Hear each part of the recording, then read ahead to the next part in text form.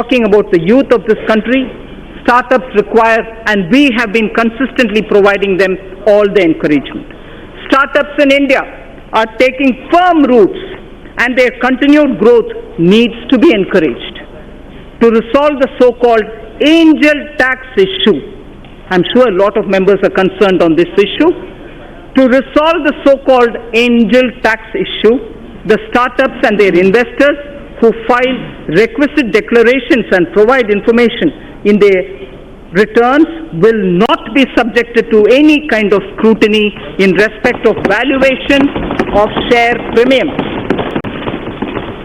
The issue of establishing identity of the investor and source of his funds will be resolved by putting in place a mechanism of e-verification, so there's no man-to-man interface there. With this, funds raised by startups will not require, the funds raised by startups will not require any kind of scrutiny from the income tax department.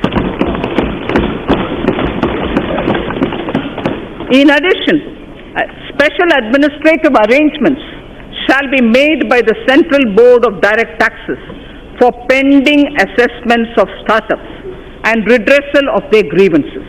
It will be ensured that no inquiry or verification in such cases be carried out by the assessing officer without obtaining approval of a supervisory officer.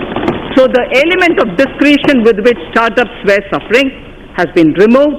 So without obtaining the approval of a supervisory officer, an assessing officer shall not worry the assessee. At present, startups are not required to justify fair market value of their shares issued to certain investors, including Category 1 alternative investment funds. I propose to extend this benefit to Category 2 alternative investment funds also. At the moment, it's available for AIS Category 1. Now I expand this to include Category 2 AIS also. Therefore, valuation of shares issued to these funds shall be beyond the scope of income tax scrutiny. Again, you get out of income tax scrutiny when that has been done. I also propose to relax some of the conditions for carry forward and set off losses in the case of startups.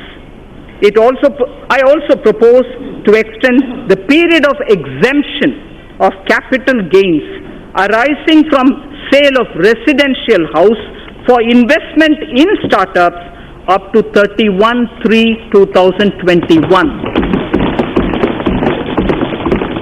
and relax certain other conditions of this exemption. So affordable housing, which is an aim of this government. For realization of the goal of housing for all and affordable housing, a tax holiday has already been provided on the profits earned by developers of affordable housing. Also, interest paid on housing loans is allowed as a deduction to the extent of 2 lakhs in respect of self-occupied property.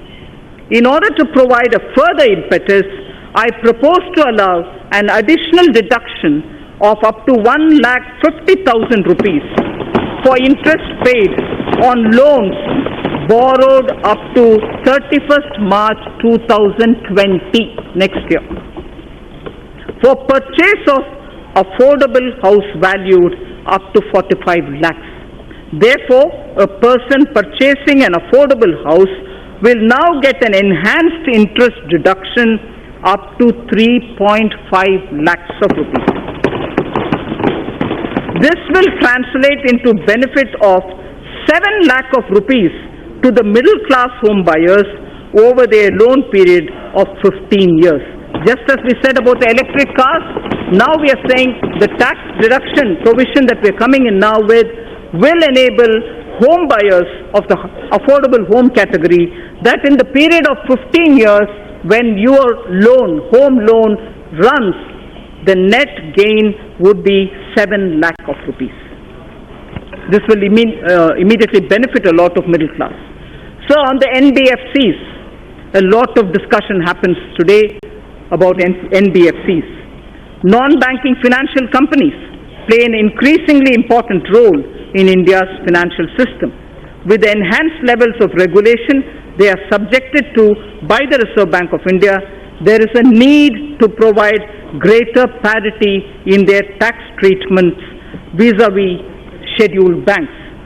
Currently, interest on certain bad or doubtful debts made by scheduled banks and other financial institutions is allowed to be offered to tax in the year in which this interest is actually received. I propose to extend this facility to deposit taking as well as systematically important non-deposit taking NBFCs also. So the International Financial Services Center, the GIFT City, series of measures have already been taken in the past by this government.